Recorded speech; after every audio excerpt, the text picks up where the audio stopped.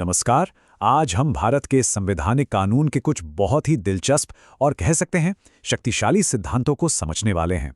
ये वो सिद्धांत हैं जो सीधे तौर पर सरकार की ताकत और हमारे अधिकारों को प्रभावित करते हैं। असल में ये हमारे लोकतंत्र की असली नींव हैं। चलिए एक बहुत ही आम और बुनियादी सवाल से शुरू करते हैं जो अक्सर हमारे सामने आता है। Can the government take private land for a new public highway? यानी क्या सरकार एक नया हाईवे बनाने के लिए किसी की निजी जमीन ले सकती है? ये सवाल सीधे तौर पर सार्वजनिक भलाई और एक व्यक्ति के निजी अधिकारों के बीच के टकराव को सामने लाता है। तो सरकार की ये जो शक्ति है, इसका एक खास कानूनी नाम है और ये कॉन्स्टिट्यूशनल लॉ की एक बहुत ही बुनियादी यानी कोर कॉन्सेप्ट है। इसे कहते हैं एमिनेंट डोमेन, हिंदी में कहें तो प्रभुता अधिकार।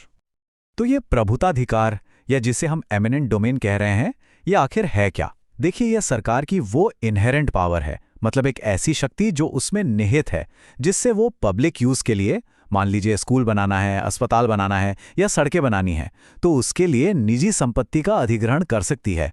तो अगली बार जब कोई नया पुल या सरकारी अस्पताल देखें तो ये याद रखिएगा कि उसके बनने के पीछे शायद यही सिद्धांत काम कर रहा है। अब सवाल ये उठता है कि इतनी बड़ी शक्ति का आधार क्या है? ये दो बहुत पुराने कानूनी सिद्धांतों पर आधारित है। पहला, सैलुस पॉपुलाe एस्ट सुप्रीमा लेक्स, जिसका अर्थ है कि लोगों का कल्याण ही सर्वोच्च कानून है, और दूसरा, नेसेसिटा पब्लिक मेजर एस्ट क्वाम प्राइवेट, जिसका मतलब है कि सार्वजनिक आवश्यकता हमेशा निजी आवश्यकता से बड़ी होती है। इन्हीं दोनों सिद्धांतों से ही राज्य को यह अधिकार मिलता है। अब यहाँ एक बहुत ही दिलचस्प और एक बहुत बड़ा मोड़ आता है कहानी में। 1978 में 44वें संशोधन ने संपत्ति के अधिकार का पूरा समीकरण ही बदल कर रख दिया। देखिए, संशोधन से पहले 3 मजबूत सुरक्षा कवच थे: कानून का अधिकार, सार्वजनिक उद्देश्य और उचित मुआवजा। लेकिन अब इस स्लाइड पर जरा गौर कीजिए, अब सिर्फ एक ही शर्त बची है। तो इसका मतलब आज ये हुआ कि अनुच्छेद 301 के तहत राज्य किसी व्यक्ति को उसकी संपत्ति से वंचित तो कर सकता है, लेकिन, और ये लेकिन बहुत जरूरी है, सिर्फ और सिर्फ कानून के अधिकार से। मतलब कोई एग्जीक्यूटिव ऑर्डर पास करके जमीन नहीं ली जा सकती। इसके पीछे बाकायदा संसद या विधानसभा का बनाया हुआ एक पूरा कानून होना चाहिए। जैसा कि वजीर चंद बनाम आंध्र प्रदेश राज्य के मामले में सुप्रीम कोर्ट ने साफ कर दिया था, कानून के अधिकार के बिना संपत्ति छीनना पूरी तरह से असंवैधानिक है। चलिए अब अपने अगले सिद्धांत की ओर बढ़ते हैं। ये एक ऐसा सिद्धांत है जो विधायी शक्ति के यानी लेजिस्लेटिव पावर के दुरुपयोग के खिलाफ एक सुरक्षा कवच की तरह काम करता है। इसे कहते हैं डॉक्ट्रिन ऑफ कलरेबल लेजिस्लेशन या छद्म विधायन का सिद्धांत।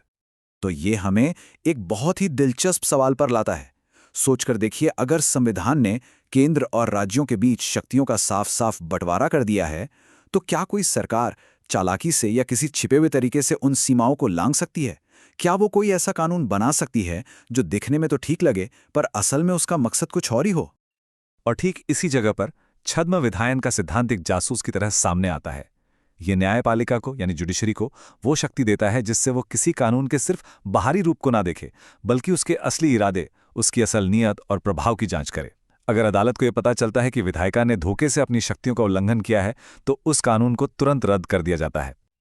और ये जो कहावत है, what cannot be done directly cannot be done indirectly, ये इस सिद्धांत के मूल विचार को बिल्कुल सटीक तरीके से बताती है।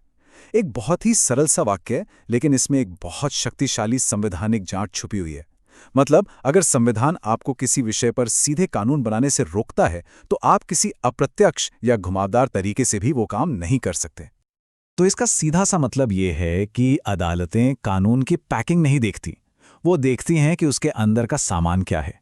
कानून का नाम कुछ भी हो, उसका ऊपरी ढांचा कैसा भी दिखे, अगर उसका असली सार, उसका सब्सटेंस विधायिका की शक्ति के दायरे से बाहर है, तो उसे असंवैधानिक घोषित कर दिया जाएगा। इसका एक क्लासिक उदाहरण है कामेश्वर सिंह बनाम बिहार राज्य का मामला। चाहे कानून बनाया तो गया जो मुआवजा देने का दिखावा कर रहा था, पर असलियत में जमींदारों को कुछ नहीं मिल रहा था। कोर्ट ने तुरंत इस धोखे को पकड़ा और कानून को अवैध घोषित कर दिया। अच्छा, तो हमने राज्य की शक्ति और उस पर लगे अंकुशों को तो देख लिया। अब हम चलते हैं लोकतांत्रिक सत्ता की सबसे अहम नींव की तरफ, और वो है स्वतंत्र और निष्पक्ष चुनाव। और इस पूरी प्रक्रिया का जो संरक्षक है, वो है भारत का निर्वाचन आयोग। इस पूरी व्यवस्था का अधिकार संविधान के एक ही बहुत शक्तिशाली अनुच्छेद में दिया गया है, और वो है अनुच्छेद 324। तो अनुच्छेद 324 क्या करता है? ये भारत में सभी चुनावों की देखरेख के लिए एक स्वतंत्र और निष्पक्ष निकाय की स्थापना करता है। इसका सीधा सा मकसद ये सुनिश्चित करना है कि प्रतिनिधियों को चुनने की जो शक्ति है वो सुरक्षित रूप से लोगों के हाथों में ही बनी रहे, और एक ऐसी संस्था हो जो किसी भी राजनीतिक दबाव से पूरी तरह आजाद होकर देश में चुनावों का संचालन कर सके। और इसकी जिम्मेदारियां बहुत ज्यादा हैं, बहुत बड़ा दायरा है इनका, जैसे कि संसद और राज्य विधानमंडलों के लिए मतदाता सूची तैयार करना, सभी चुनावों का अधीक्षण, निर्देशन और नियंत्रण करना, राष्ट्रपति और उपराष्ट्रपति के चुनाव करवाना, चुनावी विवादों का फैसला करने के लिए न्यायाधिकरण यानी ट्रिब्यूनल्स नियुक्त करना, और यहां तक कि सदस्यों की अयोग्यता पर राष्ट्रपति और राज्यपालों को सलाह देना भी इसी के जिम्मे है। अब देखिए, आयोग की जो बनावट है, उसकी जो संरचना है, वही उसकी स्वतंत्रता की गारंटी है। खासतौर पर यह बात कि मुख्य चुनाव आयुक्त को हटाने की प्रक्रिया उतनी ही सख्त है जितनी सुप्रीम कोर्ट के किसी जज की होती है। ये उन्हें बिना किसी डर या दबाव के काम करने की आज़ादी देती है। ये एक ऐसी स्वतंत्र संस्था है जो हमारे लोकतंत्र को सही मायनों में मजबूत बनाती है। अगर ये जानकारी आप लोगों को उपयोगी लग रही है और आप चाहते हैं कि हम ऐसे ही और विषयों को गहराई से समझाते रहें, तो हमारे इस प्रयास को समर्थन देने के लिए इस प्रस्तुति को जरूर लाइक करें और हमारे साथ जुड़ें, हमें सब्सक्राइब करें। आपका ये छोटा सा कदम हमें और भी बेहतर कंटेंट बनाने में बहुत मदद करता है। तो अब तक हमने 3 अलग अलग अवधारणाओं को समझा। आइए अब इन तीनों को एक साथ जोड़कर देखते हैं कि ये सब मिलकर एक बड़ी तस्वीर कैसे बनाते हैं, ये सब एक दूसरे से कैसे जुड़े हुए हैं। देखिए, ये सिद्धांत कोई अलग अलग नियम नहीं है, ये मिलकर एक ऐसी गतिशील प्रणाली, एक डायनामिक सिस्टम बनाते हैं जिसे अधिकार को जवाबदेही के साथ संतुलित करने के लिए ही डिजाइन किया गया है। सोचिए, प्रभुता अधिकार यानी एमिनेंट डोमेन राज्य को विकास के लिए शक्ति देता है। छद्म विधायन का सिद्धांत यानी डॉक्ट्रिन ऑफ कलरेबल लेजिस्लेशन उस शक्ति के दुरुपयोग पर रोक लगाता है। और निर्वाचन आयोग ये सुनिश्चित करता है कि ये शक्ति आखिर में जनता से ही आए। तो ये जो नाजुक संतुलन है, यही हमारे शासन की, हमारे गवर्नेंस की नींव है। राज्य की शक्ति, उस पर कानूनी नियंत्रण और निष्पक्ष चुनावों के जरिए जनता की इच्छा, ये तीनों स्तंभ मिलकर ही हमारे लोकतंत्र को जीवित और मजबूत रखते हैं।